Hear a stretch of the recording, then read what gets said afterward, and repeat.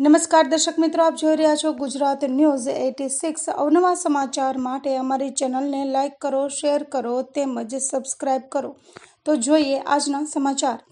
દિયોદર પાલડી 4 રસ્તા પાસે રિક્ષા અને ગાડી વચ્ચે અકસ્માત સર્જાયો, 2ના મોત, 5થી વધુ ઘાયલ। દિયોદરના પાલડી 4 રસ્તા પાસે રિક્ષા અને ગાડી વચ્ચે અકસ્માત સર્જાયો હોવાની ઘટના સામે આવી છે, જેમાં રિક્ષામાં બેઠેલા 7થી વધુ લોકોને અકસ્માતના કારણે ગંભીર ઈજાઓ પહોંચતા નજીકના હોસ્પિટલ ખાતે ખસેડવામાં આવ્યા હતા।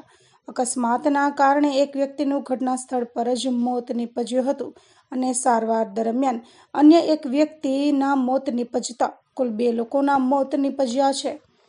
બનાસકાંઠા જિલ્લામાં અકસ્માતનો સિલસિલો યથાવત જોવા મળી રહ્યો છે। અકસ્માતના કારણે એકને બાદ એક લોકોના જીવ જ્યારે જઈ રહ્યા છે, ત્યારે દિયોદરના પાલડી 4 રસ્તા પાસે એક ગાડી અને રિક્ષા વચ્ચે ગમતવાર અકસ્માત સર્જાયો હતો।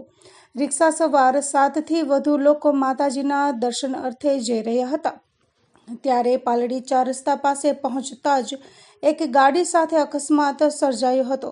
રિક્ષામાં બેઠેલા લોકોને ગંભીર ઈજાઓ પહોંચી હતી। એક વ્યક્તિને અતિ ગંભીર ઈજાઓ પહોંચતા તેનું ઘટના સ્થળ પર જ મોત નીપજ્યું હતું।